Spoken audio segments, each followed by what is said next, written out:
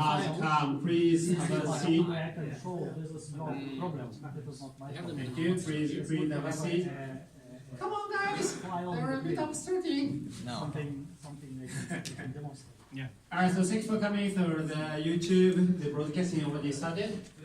So today we have 3 speakers, and it's very exciting me because I don't have to speak today, so it's easier for me. Alright, so we have been implementing a FIDO or a FIDO? FIDO. Yeah. So implementing a FIDO flow by Brian, and after module Demystified by Jurgen, and the OCR use case in the logistics industry with the Microsoft Technology Services sounds very fancy, but Chun Lin coming from all the way from Singapore. So today we have 3 speakers, and I hope you guys enjoy a lot. And we have a picture still remains, right? Yeah. And we have the free drinks and the restroom outside. And you don't have to excuse us to go outside, just go outside, but please do not take any phone inside the room, so that please respect the speakers. All right, it's all yours. Cool. Hi everyone. My name is Brian Boyd. I'm working at BitFlyer here in Tokyo.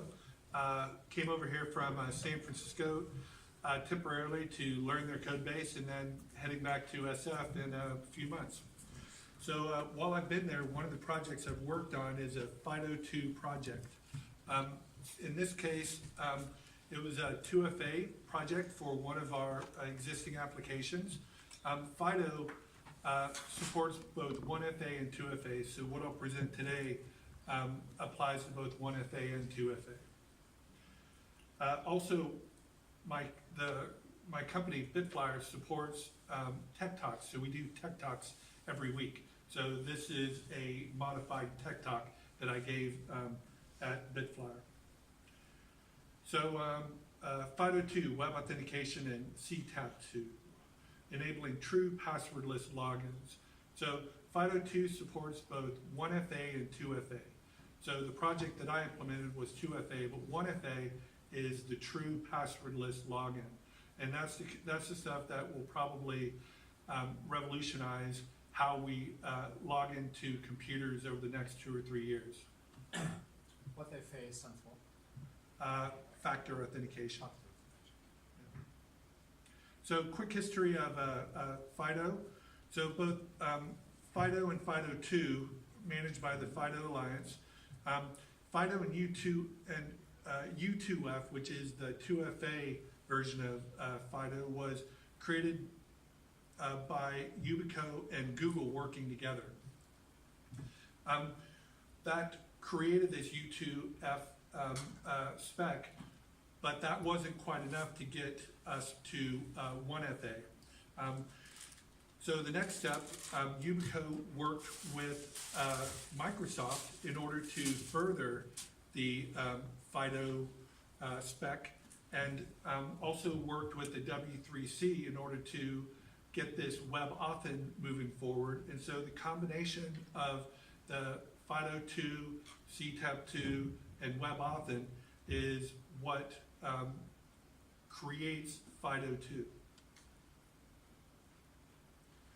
And in all of the in all of this work, strong public key cryptography is the key. So the YubiKey itself, which looks like this. Sorry, people online, but it looks just like this. This is one.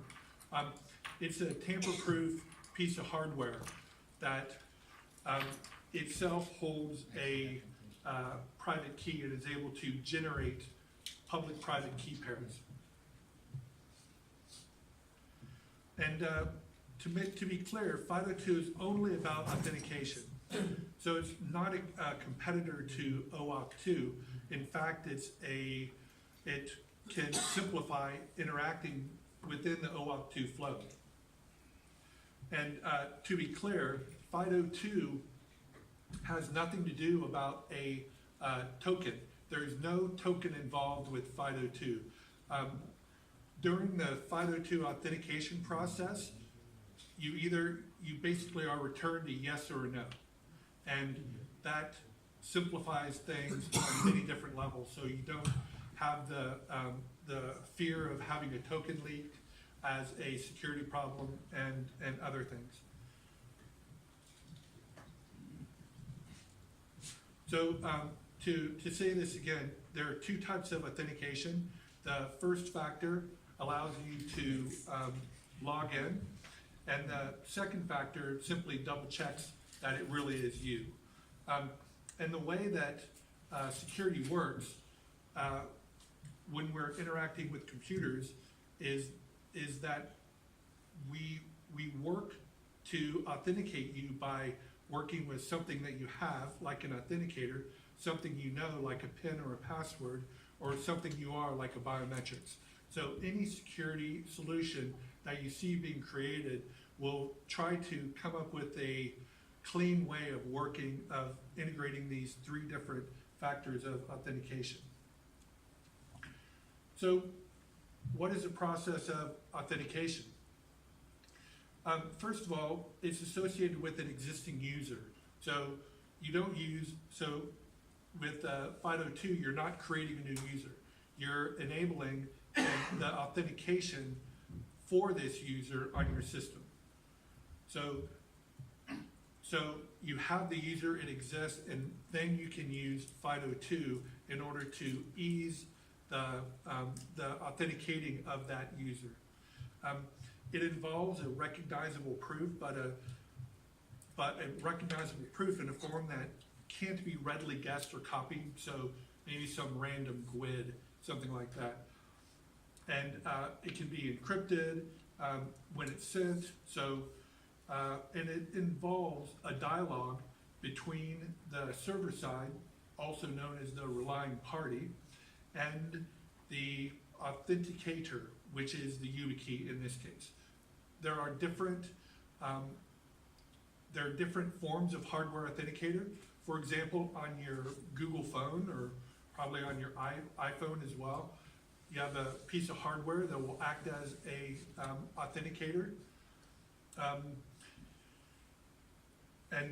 So basically, this dialogue is kicked off involving this recognizable proof that's part of this dialogue with the authenticator, and if it succeeds, then you're authenticated.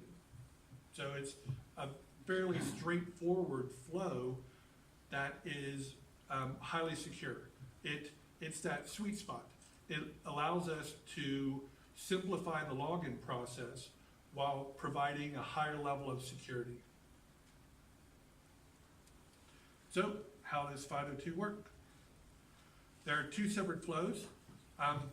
In each case, as I said before, the application user already exists, and the application may implement support for first or second factor authentication. In either case, the flow doesn't change. You have a registration flow and you have an authentication flow. Yes. So when you say application user, is that like Azure AD user?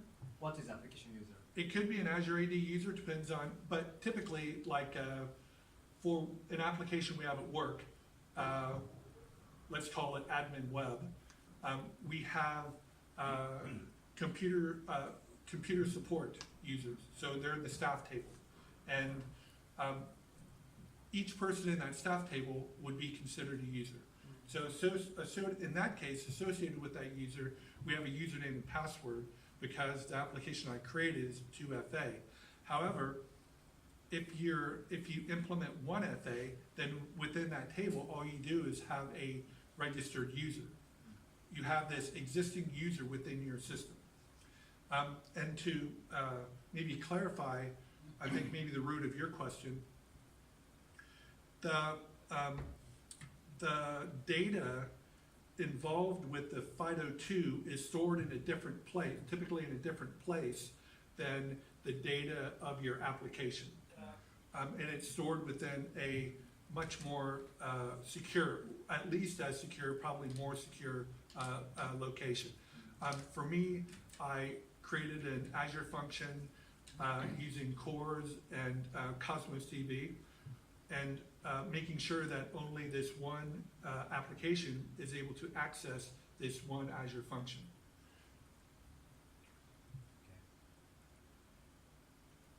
But that just didn't really give much details in how it works. This is more specifically how the external authenticator flow works. It's similar for your hardware like you'd have on your laptop or on your phone. In this case, I'll just spell out how it works for the YubiKey. So, as I said before, it works because of the magic of public key cryptography. A public-private key pair exists for each user credential. So when you've registered, this public-private key pair is created for that registered user. And only the authenticator uses that private key, and the FIDO2 server only uses the public key. So the authenticator is it's this tamper-proof prover of I'm really who I am. So the server side encrypts data, encrypts a challenge, sends it to the authenticator. The authenticator then decrypts it and is able to say, I understand this, and sends that response back to the server, and the server goes, okay, you understood it. Great, I'm going to let you in. So to maybe, is it okay if I walk? Okay, sure. Okay. If you go into your hand mic. Yeah, sure.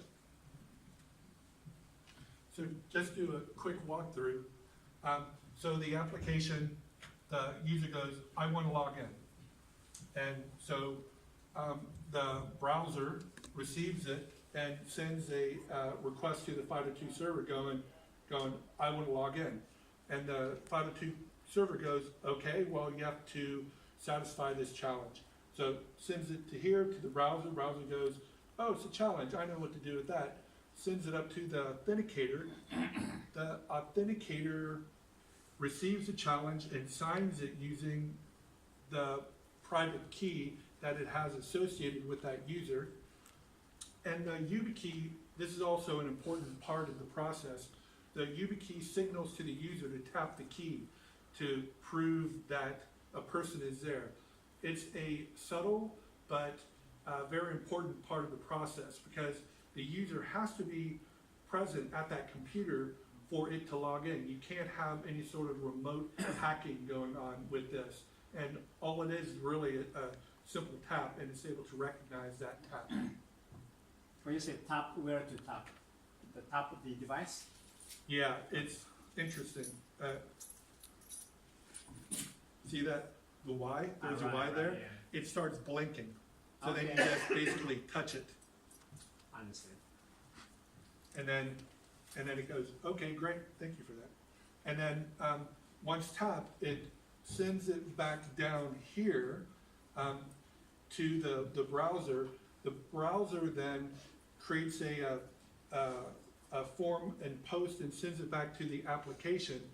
And you need to do this. You can't just send it directly here because otherwise you have a security hole at this level. You could, I mean, you're basically just going,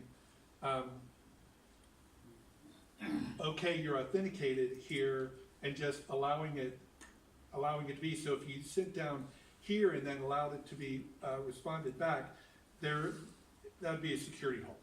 So I don't have the JavaScript it showed, but it would be pretty clear if I did show that.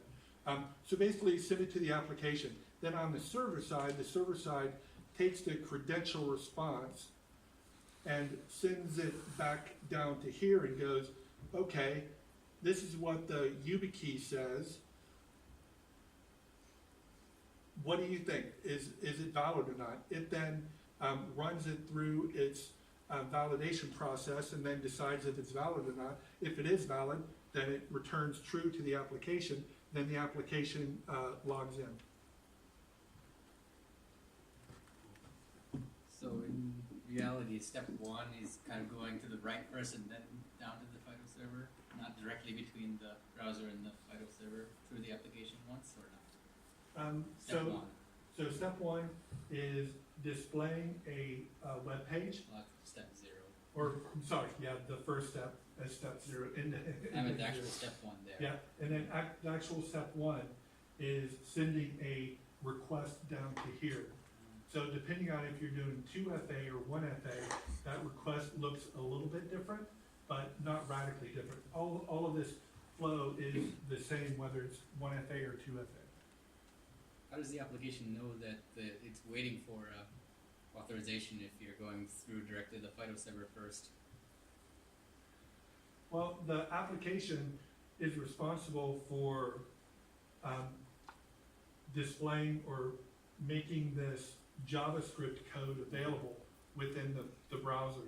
And then when it's displayed, there's an event that occurs on page load or whatever that then instigates, that kicks off the login. I see. So any data that this needs is pre-populated at the server level and populated, so it can be populated here in order to make the proper request there.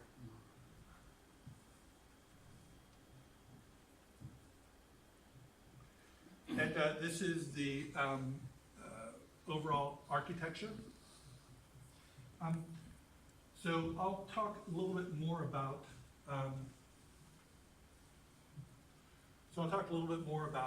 what the different parts are. So CTAP1 and CTAP2, these are protocols for working with the external authenticator. But it's the WebAuthn that needed to be implemented by the major browsers in order to enable this FIDO2 functionality. So Firefox, Edge, and Google Chrome all support it. And it's enabled by a very simple API, I believe it's Navigator API, to make the calls out to here. And just to make it clear, you don't need to use WebAuthn. You can use a platform authentication API that goes up against the internal authenticator. It's still a FIDO2 flow. It's just not leveraging WebAuthn, but it's still the same request response involving public-private keys.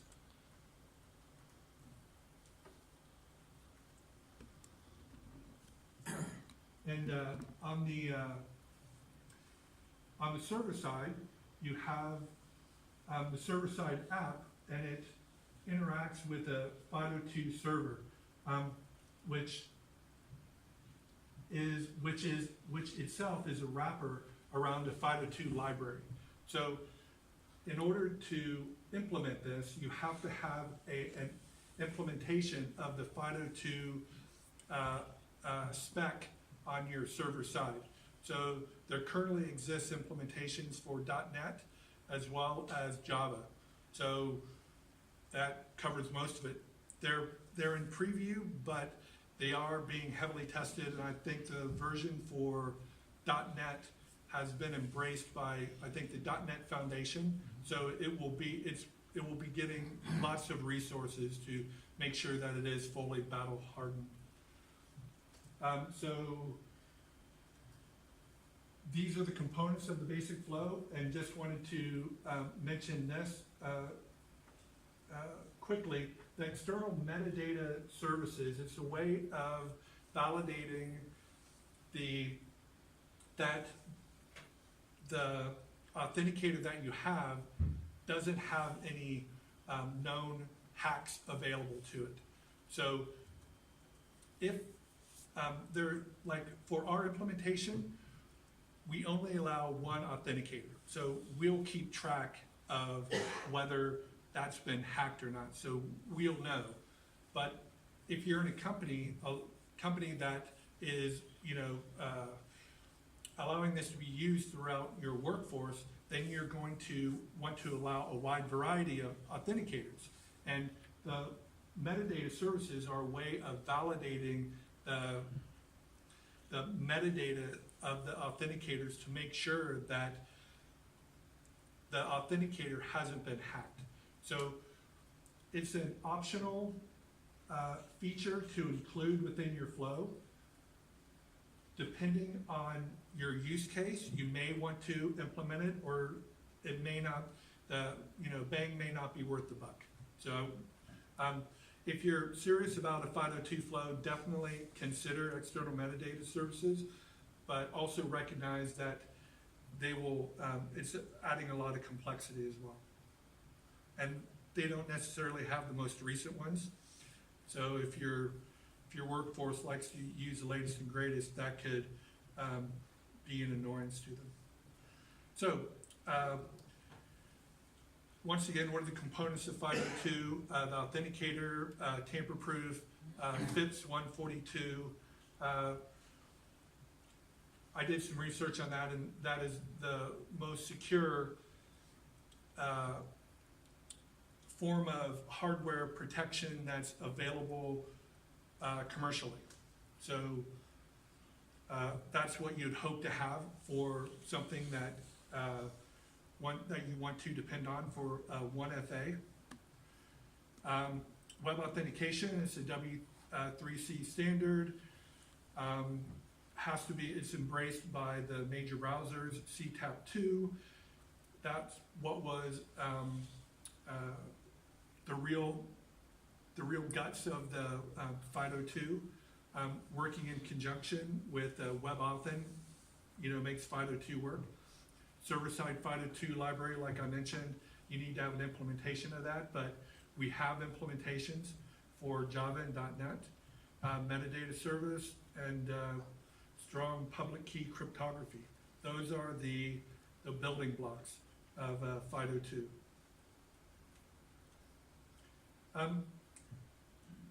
I included these details to help people if they're thinking about implementing. It goes into a lot of detail that probably isn't that interesting to us for this talk. But we can refer back to it if anyone has some detailed questions. I mentioned that the flow was the same whether you have 1FA or 2FA. And so what makes the two different flows different is the configuration that you pass in when you start a particular flow. So one is user verification. Let me drink some water. So do you want to use a PIN or biometric to unlock the authenticator? This is typically used for 1FA.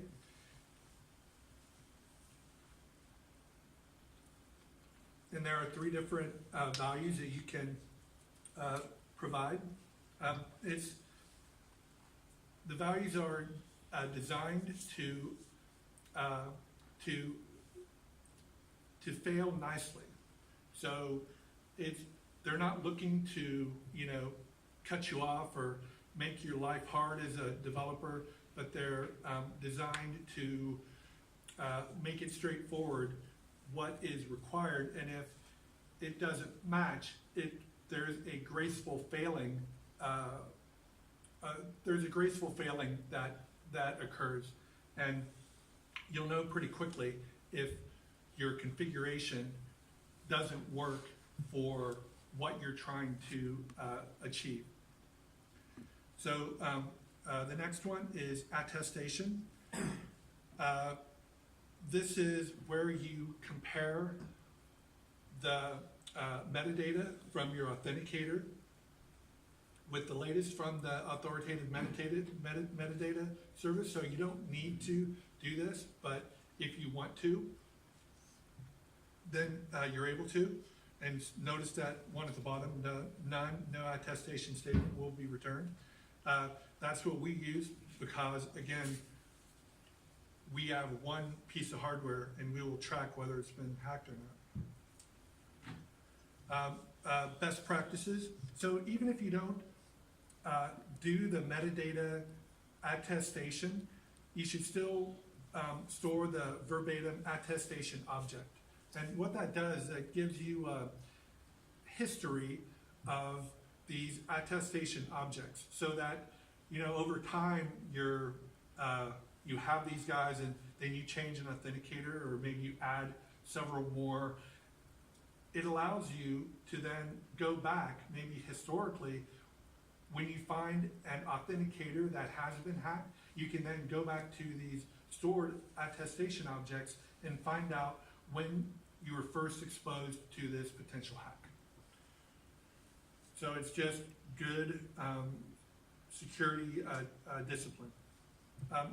So within the YubiKey and other authenticators, allow registering more than one credential per account. So you can, within an authenticator, it itself can hold multiple credentials, but you can also have, for this one user, multiple authenticators. So that's just supported by the FIDO2 spec. It gives you flexibility within the workforce. If someone works for two different people and they have two different demands or two different types of accesses, then it allows you to work through that. Again, weigh the pros and cons of requiring attestation. I already covered that. Review and enforce security and privacy considerations.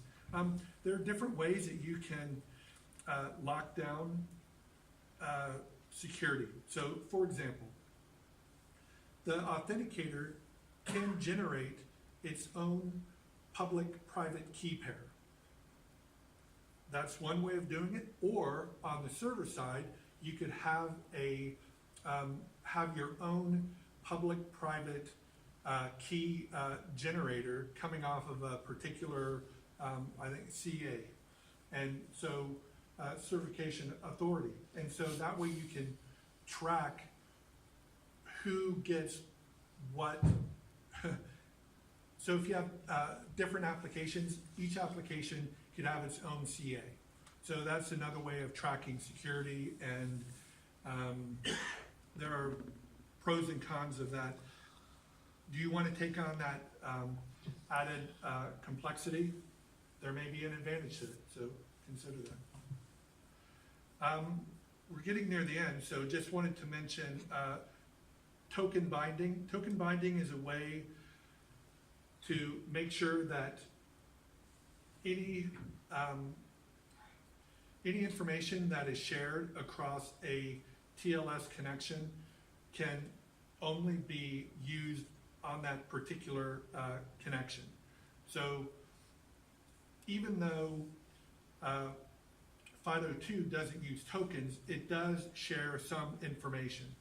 And so another way, and that information is encrypted, so it is protected, but if you want to be extra careful, token binding is another layer on top of that you can then use to add security to protecting that FIDO2 flow.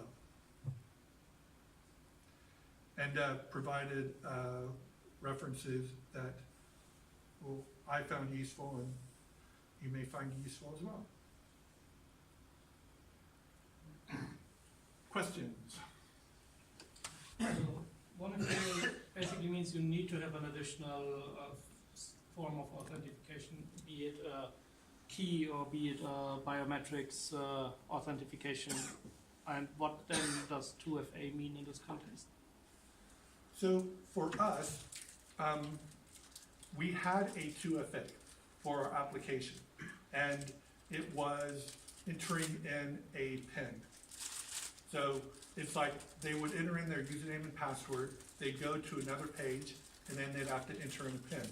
Or it could look like going to your Google Authenticator or Microsoft Authenticator and having it connected with that, where you enter in a one-time password. So you have to read data from your phone and then type it in there. That's kind of annoying, especially once you've experienced the FIDO2 flow. Because basically with the FIDO2 flow, you pull out your key, you plug it in, you because it is 2FA, it is post password, login. So you enter in your username and password, but then with your key plugged in, your Y just starts beeping. You just tap on it, and that's all you do. You don't have to enter you don't have to enter in any information. The tap is all that you need. So the key and the tap. I think you can also, you said you can use it for first authentication, and I think that was the case that you were talking about. In that case, it can also then require another form on top of the press and the pin. Correct. Or even biometric. So any combination of what you have, what you know, what you are. You mentioned that it is running through the web in your browser as a JavaScript library. Just JavaScript code that calls down to the server and interacts with the authenticator. How does the browser talks with the USB port of your? That's WebAuthn. That's the beauty of WebAuthn. It makes it very easy to access that. They're basically, there may be one or two methods that are exposed, and I wish I would have brought the JavaScript code, but it's easy enough. You can find the JavaScript code online within the references. Everybody pretty much does it the same way. So And I believe it's navigator.credentials.git, if I remember correctly. So the YubiKey, the reason why YubiKey, the 1FA, is that the tapping actually it's not the biometric, right? Just tapping. Right, but you can, there are keys that do have biometric, but this YubiKey Series 5 does not have biometrics. But, but it does support PIN. So for 1FA, basically for 1FA, you don't do the username and password, but it requires you to tap it. Then when you tap it, it pops up a form that will ask you for a PIN, But you can configure, that's configurable within what you pass in when you instigate the flow. Right, so if you insert the key, if you just tap, it's 1FA. And if that the tapping is the biometric, is that considered to be 2FA?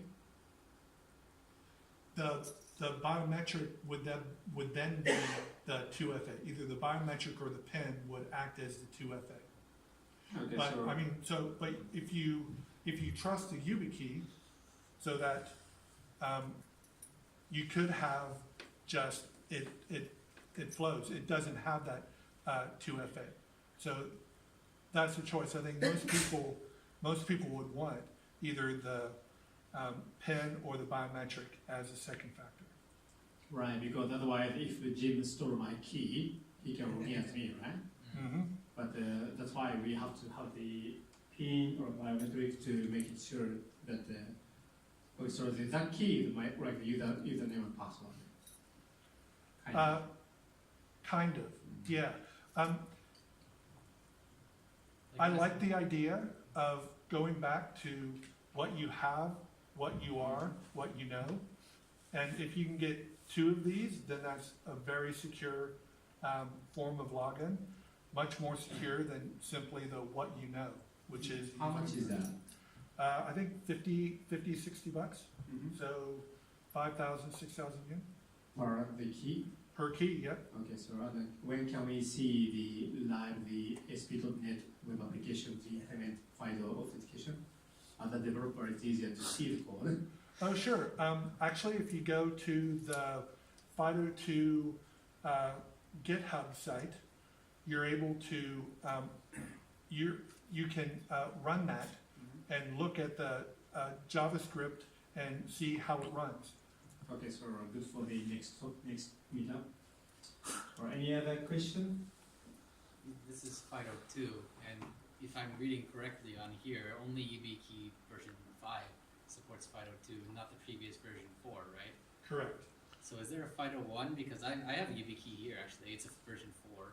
I just Yeah. checked, and I've been using it with just the tap for the second factor authentication. So that's not FIDO2 then. That's It's not. It's FIDO1. that's you. Actually, that's U2F. Oh. Yeah. Bye. Which is pretty good. I mean, it works pretty good. But to really like enable the passwordless login, it needs to support FIDO2 because with U2F, for example, it doesn't store the private key on here. It actually sends the public-private key encrypted down to the server and stores it there, and then sends it back. Whereas with FIDO2, it actually stores the private key on this key, and which is a more secure solution. I mean, when the public-private key is sent down in FIDO1 or just FIDO, it's actually encrypted using a private key on this key that can't be read. So what is sent down can't be read on the server side, so it can only be read once it's sent back to here. But FIDO2 is about storing the keys locally on the YubiKey. I know it's probably more information than you asked, but I want that information. That makes me want to buy YubiKey 5 more. And actually, if you buy them in bulk, they're much cheaper too. What am I going to do with 10 of them? Alright, Give it to your friends. so thanks for your presentation. Please give a big applause. Cool. Alright, so even though we still have a bunch of questions, we need to move on to the next step. So who is going to you go next step? We're going next. You? Yeah. And you're going to share the film this, right? Okay, there you go. Is there a client implementation on .NET? Is there what? Client implementation on .NET client side? Not yet. But that, I mean, I'm working on that to get it more into our work environment as a whole. So I'm working with security because I think it's really cool. Okay. So, as we discussed last time, we got a presentation on the actor model, and some of us had some questions. So, I de facto volunteered to dig a little bit deeper into this, to try to better understand what this actually is and what this actually does. Today I would like to go into this from a little bit of a historical perspective of why this exists and how we can use this today, or how this is useful for us today in our current environment that we might face. So just a little bit about me. My name is Jurgen. I'm from Germany. I spend quite a lot of time in Asia actually, but in Tokyo I'm just here as a tourist at the moment. I've been around IT in various roles since 2000. And I started to refocus on IT and entrepreneurship in 2015. I do enjoy looking at various things from unconventional perspectives to see what can be done there, and I like to try to solve them. This is for me something that gives me joy. However, a lot of times when I actually write some code, it feels a little bit like on the left side here. For example, when we go into really complex problems where we face like parallel programming and things like that, it's oftentimes just a bad time. So let's look at this in more detail and see what we come up with. So one of the terms we discussed last time was concurrent versus parallel. Where exactly is the difference, and how does it differentiate? So when you actually look up the definition of which I wasn't aware back then, it's quite a simple thing actually to understand. So when we look at the beginning from where we came from, we had like one core that was our CPU, and back then it was a very, very sequential thing. Systems that we coded, they they were pretty much deterministic because the output of these things, there was just nothing left or right that could influence us in any way. If you think about it, in a sequential system, if I would have a bottle here and I would look at the bottle and I would determine the bottle is there, and then I look away and then I grab the bottle and I know where the bottle is. Once we get into more, once we advance through the history of computing, we start ending up more in such scenarios where all of a sudden we can have like hundreds of threads that play with our world. So in such a system where we might have to consider a lot of threads, a lot of actors in our system, it can very much happen that I look at my bottle, I recognize the position, and then Ken comes, grabs the bottle, and when I want to grab the bottle is gone, and that's it. So when we now look at this definition of concurrent versus parallel, essentially what concurrent does is, let's say we have two same tasks, right? Let's say the left side of this wants to do something and the right side of this also wants to do something, but in between we also want to do something else, whatever this might be. So we might switch back and forth between these tasks, so we kind of handle the control over and we can do them de facto in parallel, but not in the real sense of parallel.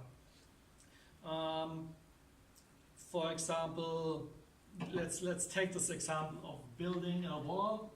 In a sequential manner, I build my first wall, the first wall is finished, I move over to the second wall and do the second wall. In a concurrent one, I start building my first wall, then I go to my second wall, then I lay another brick on the first wall, and so on and so forth.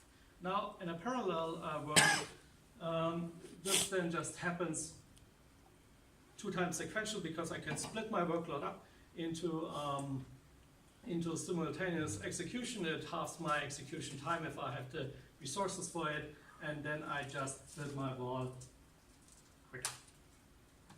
So where is this coming from?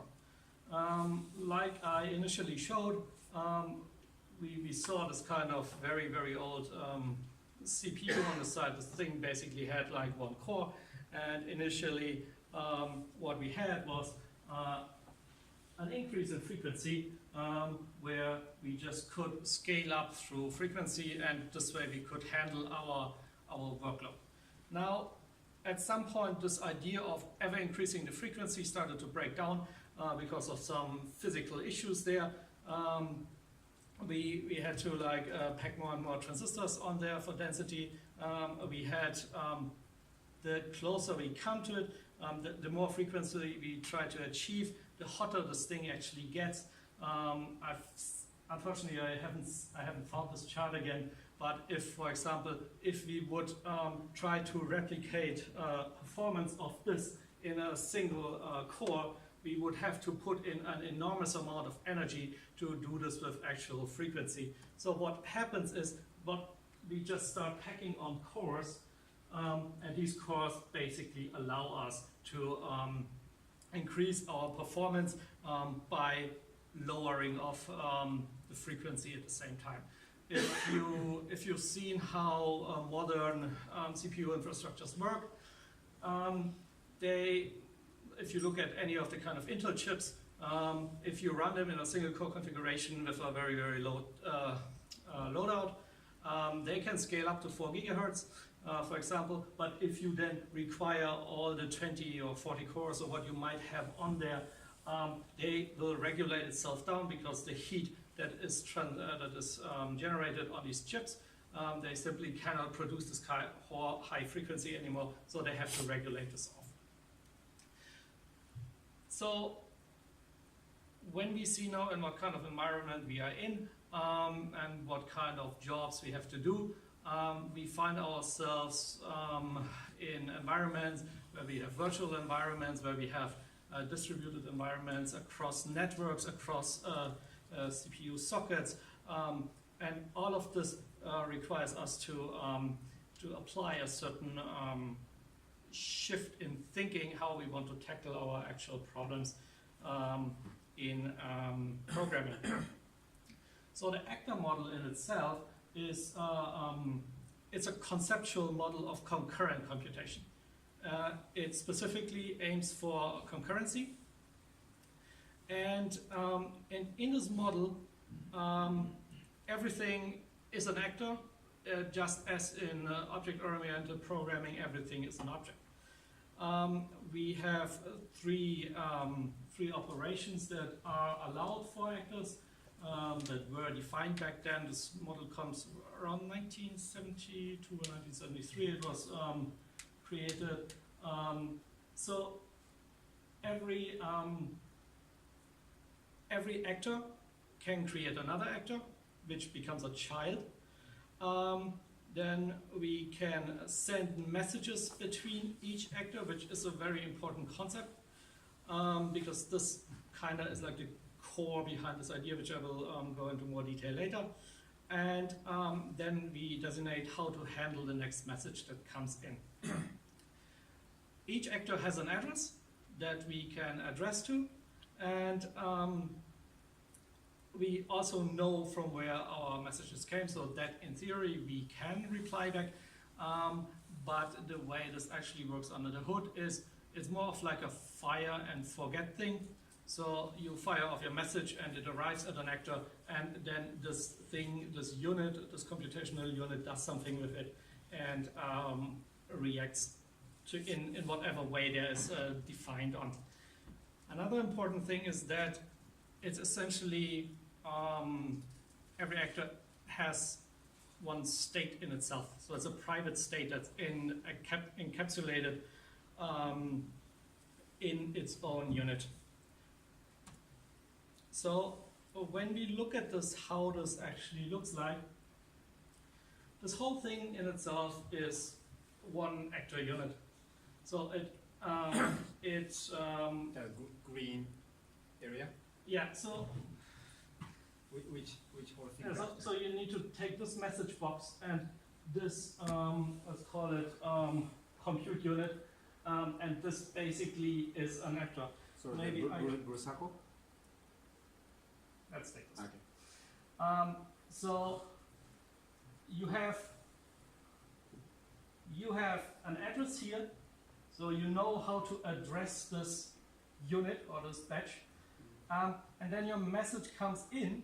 These messages can be addressed in an async way, but once it gets in here, it switches into a synchronous processing. So it's a FIFO queue, and first in, first out, but it can only process one message at a time.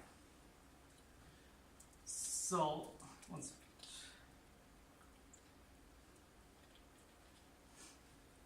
So when we go back to this one, we can see that we get this delivery of messages in, and then we process it in some way one by one. And then once this processing is done, the next message comes in, and then we give back the control of or we respond to something if we need to respond. By default, these messages compared to, for example, like in a classical TCP/IP setting, they do not send an acknowledgement. So they act more like a UDP. When you send a message over UDP, you will not get any feedback back if this message was delivered or not. This basically accomplishes that. This is a more performant way of handling this. Yeah. Is there a way of tracking, like via observability or some other approach to knowing like when things fail? So like, because typically if you're sending a message, you want that message to be received. Yeah. There are, I would say there are a couple of ways you can do this. So by default, as far as I understood it, there's no way that the message is, it doesn't feed back if the message is received or not. Mm-hmm.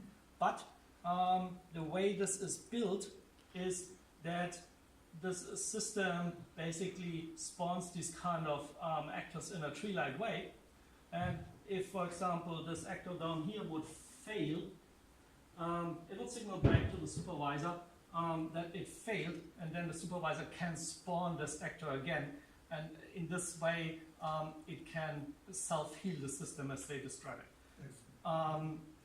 So this is one of the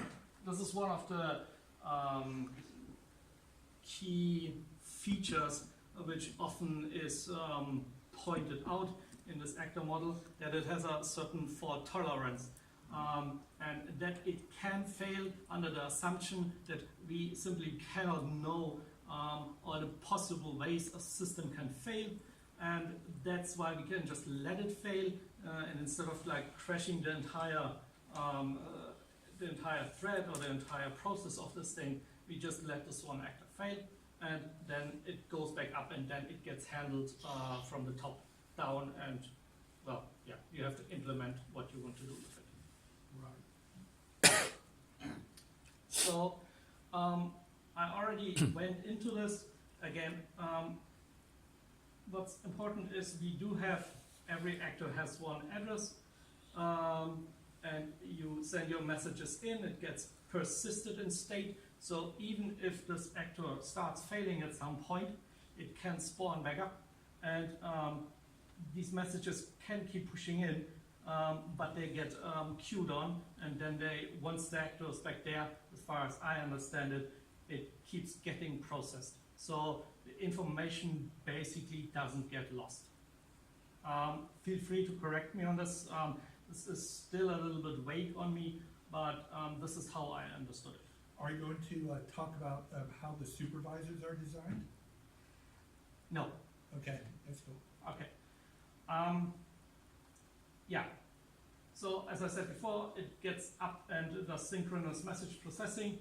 And what's important here, this unit in itself, it doesn't need to wait for responses from other actors. It just can keep processing messages, and the way you would design such an actor, as I read it, you would design it in a domain-driven setting. So you put in your state and your logic that would encapsulate that actor, so that you can do all the work that you need to do inside this unit, and that you do not need to rely on any kind of other units or actors outside of this.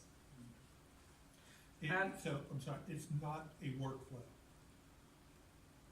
Yeah, basically the workflow happens inside. Yeah, it's all The unit. contained within one actor. Yes, Awesome, yes. thank you.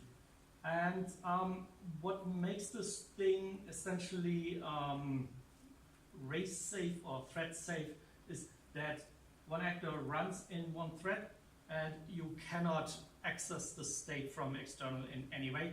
So you cannot, like in an OOP setting where you could just where it could happen that two requests try to alter one shared state at the same time, and then you have this race condition, and then you have a problem. This simply cannot happen here because there's no shared state, no shared memory, no nothing. Did you, quick question, did you run into the concept of idempotency at all? No? Do you want to Okay. get to it? Idempotency just means that when you run a function, given the same input, it provides the same output. Pure functions. Pure functions. Oh, okay. I thought I would call it deterministic. So I expect something, it's always the same output. Yeah. Just different words for the same thing. Yeah.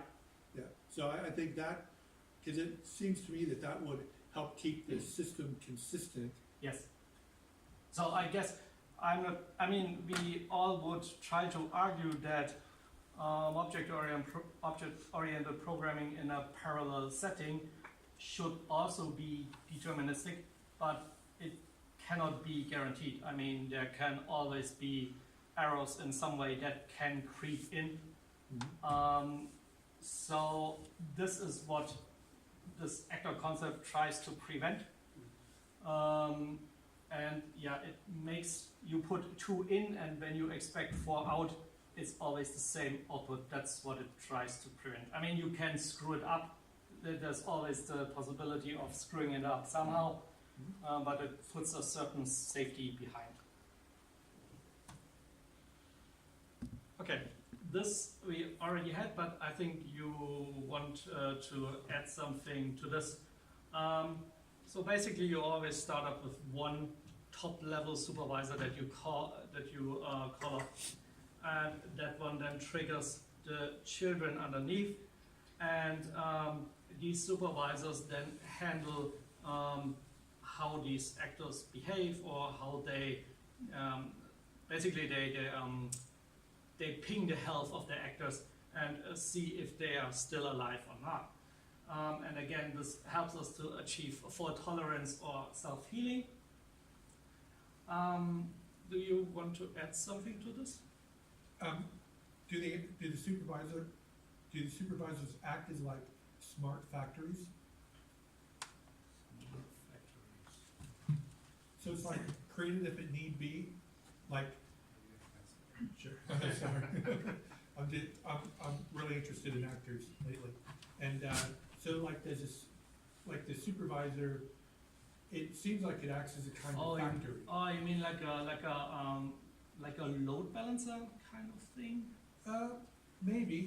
Maybe, or like creates the actors if the actors failed.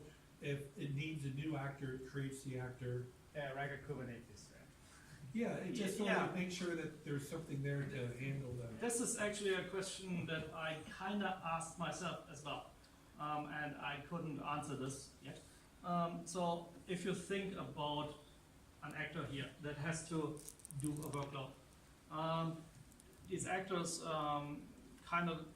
they do not have like they can have long-running tasks, they can have short-running tasks. We as programmers might know it, but we do not have any kind of determination of what they're actually gonna do, because they can do what they want. So what I ask myself is, how do they actually reside in the system? So when we say you can spawn child actors on this of this thing off, what happens when the load gets too high on one actor? Does it actually like add additional actors on or not? I guess you could try to figure this out somewhere in the call stack or in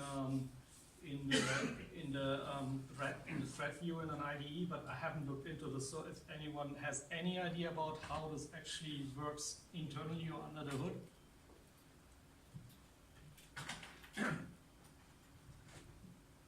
Well, given the example of Alka.net, which I presented on last time, this is what you can do with it. It's not like quite the miracle that you might think it is. It's basically like when an actor fails, before it fails, it tells its supervisor, I failed.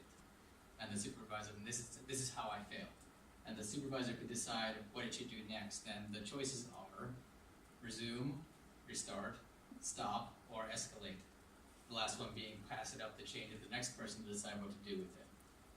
And those are basically the four choices you get when an actor goes awry. Cool. Okay. So that means there is like no, what we just wanted to. Nothing as complicated as that. Purely just react to what happened.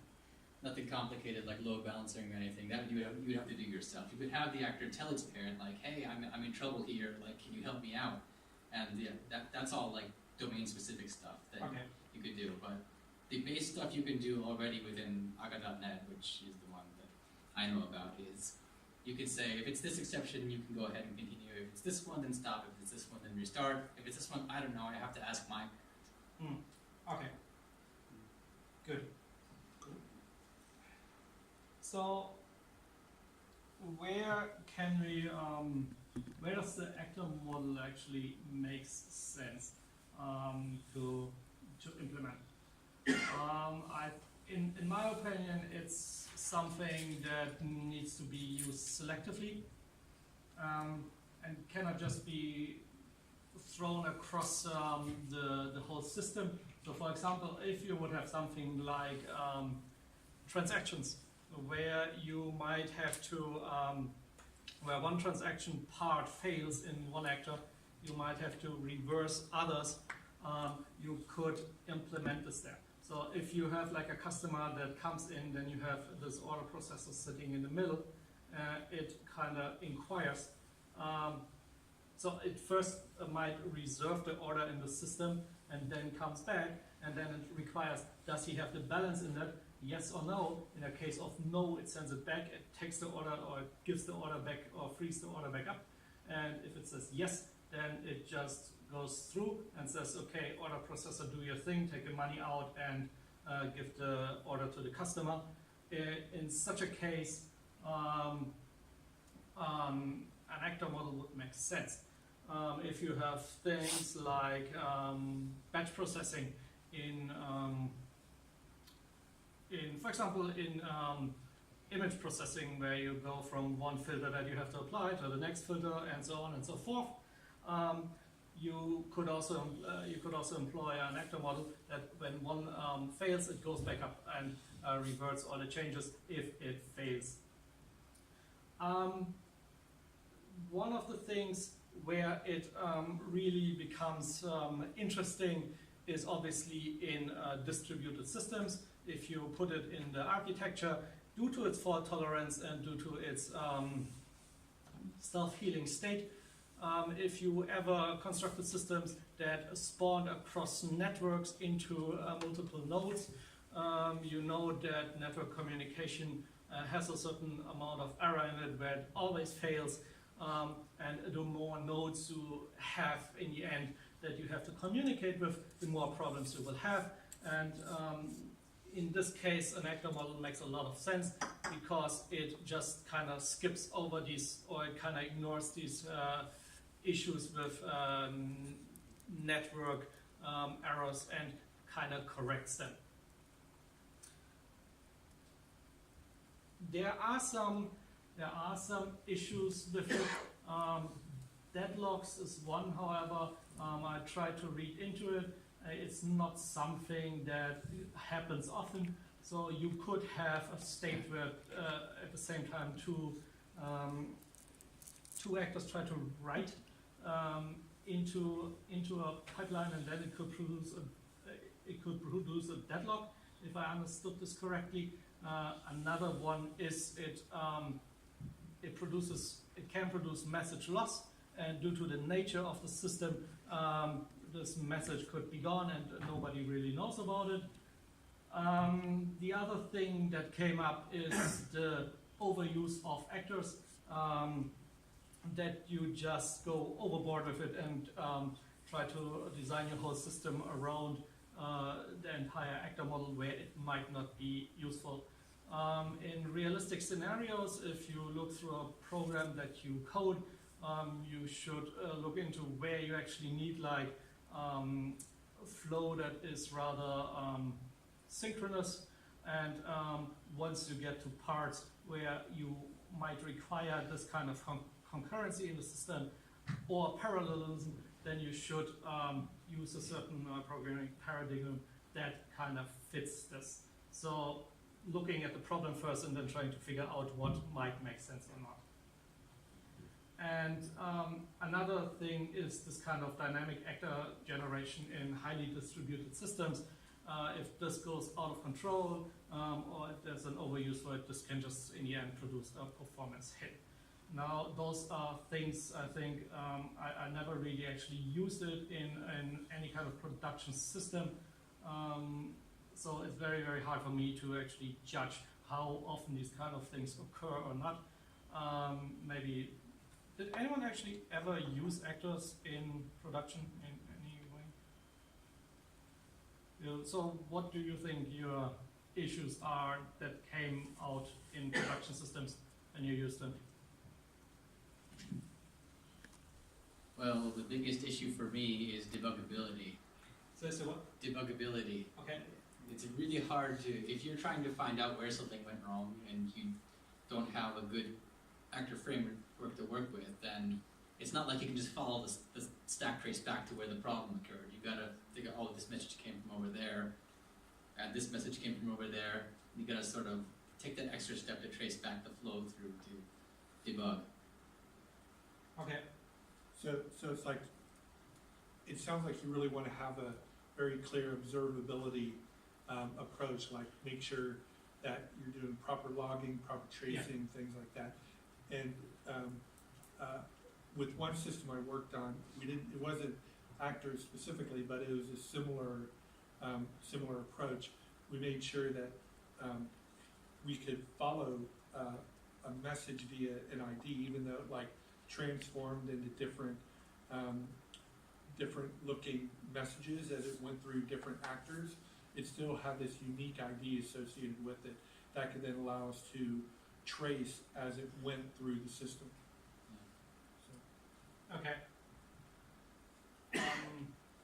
Yeah, I mean, this sounds a little bit to me like I experienced it in microservices where when you send your messages across and then this thing goes into a different pod or service essentially, when you say it's very difficult to debug this, kind of sounds a little bit similar to me. So yeah, I guess once you incorporate a logging strategy for that, this might help. But then again, I guess there should be tools for it that can be used for logging in this sense. Yeah, if you have a good one, then it'll come with it. Yeah, we wrote our How many own, more so slides do you have? Sorry? How many more slides do you have? How many more slides do you have? Oh no, I'm finished. Very soon. Okay. So just to leave it with that, working on multi-threaded multi-threaded environments or multi-core systems, as Herb Sutter put it, is a little like learning to swim by jumping into the deep end. I guess if you ask any developer, it's just not a simple thing, and it requires a lot of planning and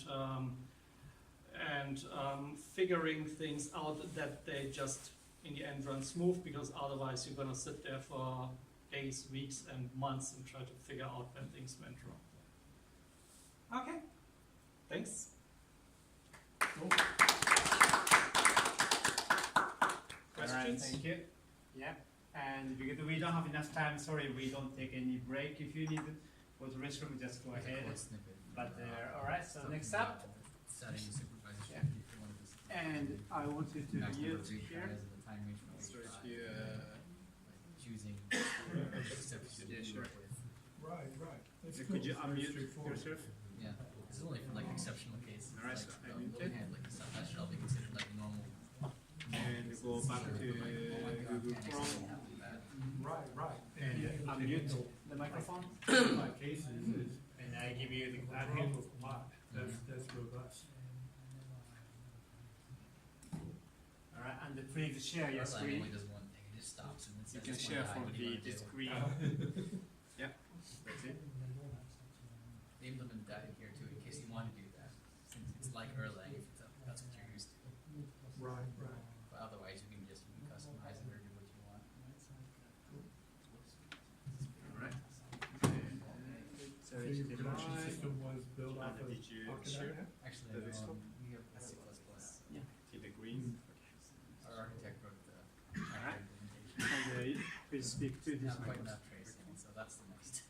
Right. I talked to him about it, and I'll probably need to put it in. It's quite slow. But I'm getting distracted because I want to write a FIDO server. Yeah, Quick essentially, hide. Quick things hide. Windows Hello allows you to log in. Did you unmute your mic? Microdose login. Yeah. So a lot of people have Windows unmute? Hello removed, but if you still have it, you can use it.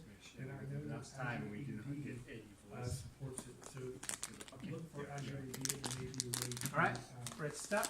remove it. Yes. So you can use it for the file too. My IT book knows about that. Yeah, Mm. let them know. Hello everyone.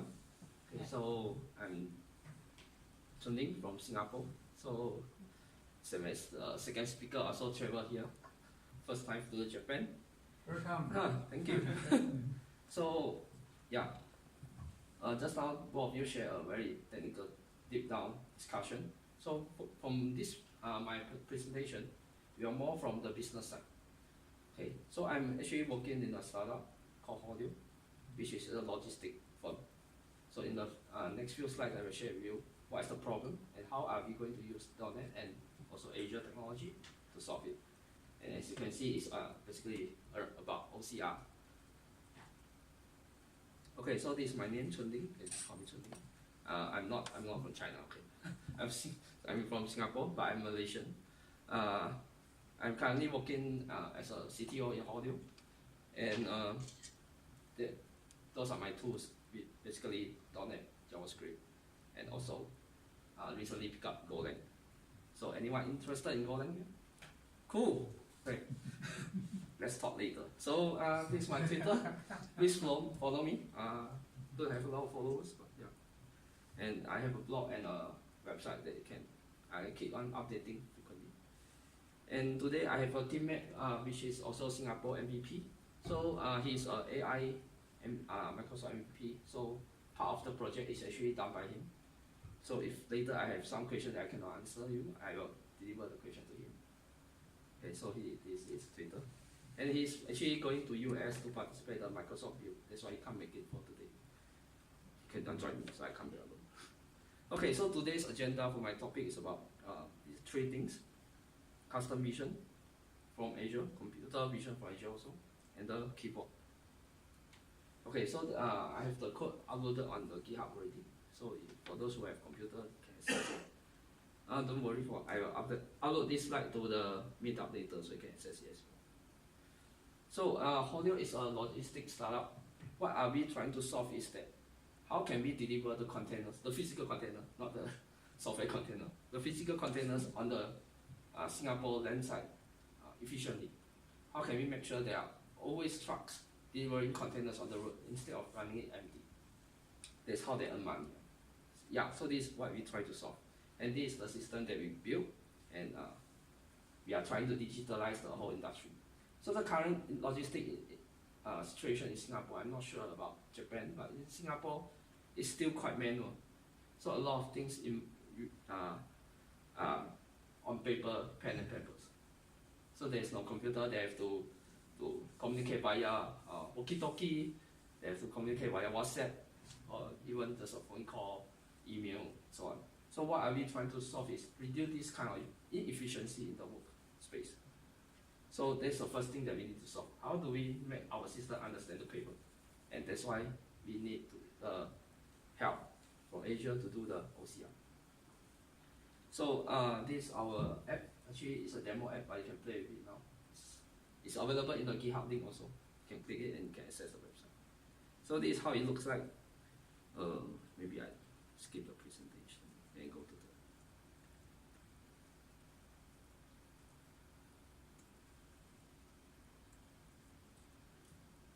Yeah, so this is how it looks like. There's a page, there's a section for you to upload the image. For example, this. And let me choose the handwritten one. Okay. Upload. So what it does is that at the background, you will start to analyze what are the handwritten text, and then you will show it at the right side, and then you will try to understand what are the printed text and translate it. You will take quite a while. So I go back first.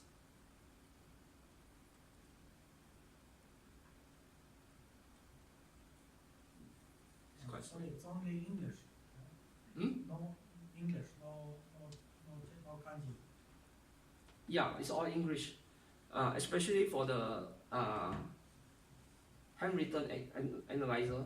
If I read it correctly on Azure website, it's currently still in preview and only they accept English for now. So yeah, it's come out already.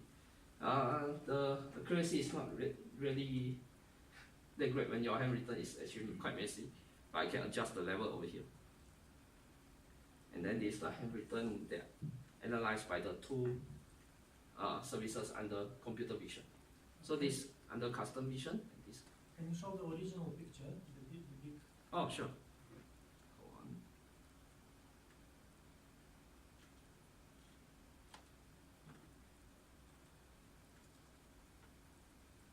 So this is the one.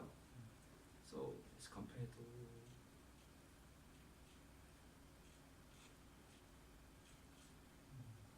Still not that bad.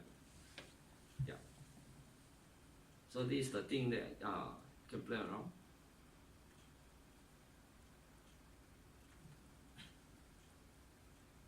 So the first tab that you see is there are a few sub images. Well, they are coming from the custom vision. So you can log into customvision.ai and try out. So what we need to do, and this is what my teammate Marvin is doing, is actually doing the training for the images. So basically, upload all the forms that he can file in our daily operation. Then he upload it,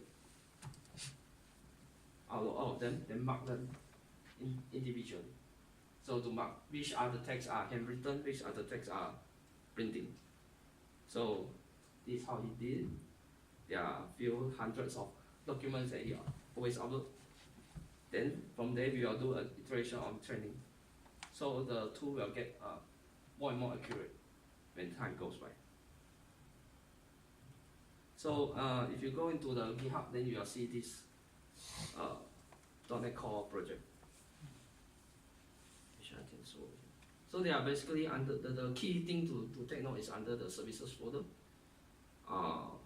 There are lots of interfaces here, but that's for dependency injection. So the tag and analyze service is the first one that we see just now. The first one, tag and analyze.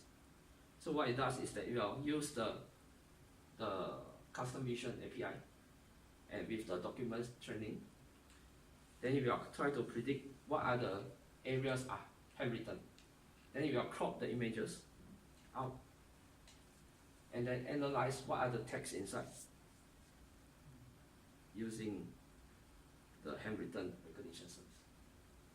So the handwritten recognition service actually is the for the computer vision. There is actually just an API they can call. There's a tricky part in this computer vision from Azure is that when we first try, we always thought that when you call an API, you accept to get the result immediately.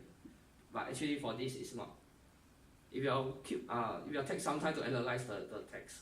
So that's why there's a for loop over here. And the while loop over here to wait to check whether it's actually still analyzing. Only when it is finished, succeeded, then we will return the result and show the images that you can find. And actually it's quite funny that when I try to run this for a few times with the same documents, it always return me a few different a few different outputs. So sometimes you will analyze more, sometimes you will analyze less. Okay, so this is the thing that I haven't figured out why. Maybe you can share with me later. Okay, the third one is actually the OCR. There's an OCR service under Azure they can directly use, and this is the most simplest one that you can find. And the code is very straightforward. Just calling it, and it will return you a JSON format. They can read the position and the text at the position. So by using this, we can then able to figure out what the form is about. We know what the form is, then we will know the value of the field from the paper. They will input into the system. But sometimes, from what we figure out now is that it's not really 100% accuracy. For example, you write ABC, you may translate to ABD. So there still need to be a second double check on the value itself. But actually, it's more simpler instead of asking human manually checking. Okay, so there's one thing that I want to highlight is that during this project, there's another thing that suddenly I come to this is called Azure Keyboard. Some of you may know it. It's a key management tool from Azure to protect your key and connection string. Because when I joined the Microsoft event, then I meet an MVP, say, how come there are so many developers still committing their keys to the GitHub? Then now GitHub start to emailing you you have this vulnerability, keep receiving this email. So actually, there's no need to do so. there's keyboard and there's a C# library available, and for other .NET languages also. So so we can just directly use it. If you are not still not using it, don't put it under don't commit the code to the repository. But when I try to learn it, then there's something wrong actually on the Microsoft official document. I'm not sure whether you can see. Actually, it's a screenshot because they removed it after I submitted my pull request to the document. Yeah. So what they make a mistake is that there's a thing they need to do is the keyboard throttling, because they do not want you to always accessing the keyboard. Yeah. So there's a limit that you can access. So when it fails, you need to wait for a while, then retry again. But somehow their retry, it doesn't work. You only run the while loop for one time. So yeah. So don't always believe the Microsoft docs. Yeah. So don't always believe, and let's contribute to Microsoft docs to make it better. Actually, this afternoon I checked it's no longer using the code that I submitted. Actually, it improved a lot more. But now they use a go-to statement. Yes. So I'm shocked. Maybe you can contribute again. It's under this article. You can find it. Yeah. That's it. So because it's running late. So if you have any question or want to talk to me, please join my Twitter, and this is my project repository. There's a problem inside my code. If you can find it out, tell me. And if you come to Singapore next time, I treat you a meal. Or if you have any issue, you can tell me also. I will buy you a coffee in Singapore. Thank you. Any question? What does SG stand for? Singapore. Okay, Singapore. Okay. So how accurate actually this OCR? How accurate is it? Test it. Is it good or is it? Good. Super good. It's actually, Did you compare to the other providers? We will do it soon. Yeah, we just get started on this one. So we are good trying. about actually you should test yourself actually, because it really depends on the configuration. It depends on the original image. And handwriting is tricky. Do you need to train like on a particular form? Like you train on a form and then you do another training on another form, another training on another form? No, Does now that we make just sense? do a bulk upload and train everything. Oh, really? Yeah. Okay, cool. The purpose of the training is to let the machine figure out what are the handwritten, what other texts are handwritten. That's all.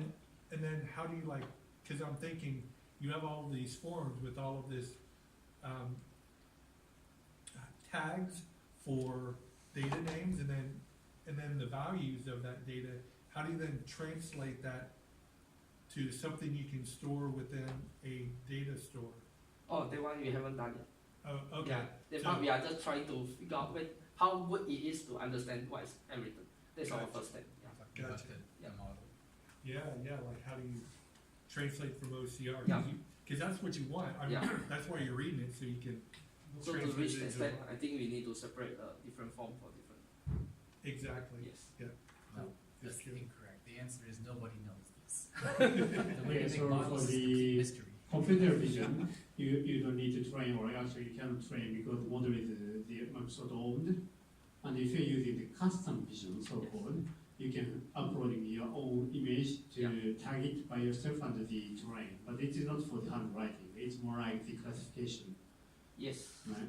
Right, but I'm thinking about the case that you're doing this to help make processing of these containers quicker. So the data on these forms apply to something like deliver by date, something like that. That you want to use that information within your business. So Which purpose are you using the custom vision? Which To one? distinguish form? Yeah, it's on the form. So now we are trying to figure out how good it is to understand the handwritten. If it's good, then we will proceed to do it. So it's more like the classifier, the simple classifier. So right, you can use it like the classifier before even calling the cognitive service. And for the OCR point of view, we are supporting 25 languages, and for handwritten, it's English only. And if you want to running this cognitive service inside your application, you can do that because we are supporting the Docker container for computer vision only for OCR, and in that case, only English. So as long as you try to read English by using the OCR, you can actually run it inside your computer by using the Docker container. When you say English, do you mean English characters? English character, yeah. Okay. English character. And the handwriting is not containerized yet, so you have to call it the cloud version. Microsoft should acquire Zyme. I recently saw a presentation from some lady here in Tokyo. She did research at the university, and she had these like very old Japanese characters that were like stacked on top of each other, and it was crazy. And the way she was extracting that information from and the accuracy she received, this was really impressive. So yeah. So when I guess this kind of individuality, a cloud service probably can't really come close to. Right. So when it comes to the processing your own format, the first thing you want to do is try to figure out the line and the breaks, and once you redirect the letter, you can finally pass into the cognitive service to realize what the letter it is. Yeah. So there is a bunch of pre-processing stuff you have to do. Anyways, all right. So thank you for the cognitive service talk. All right, so that's everything for today. And what is that? Yeah. You get recognized as dope, Roberto. Right, and if you want to try the cognitive service Azure, you just go to the try to search there in the Azure cognitive service under the website. You can just upload your image to see how it is. You don't have to set up anything. Just go to the page, upload the file, done. Very easy to try and easy to demonstrate from our point of view. All right, so let me stop the broadcasting file.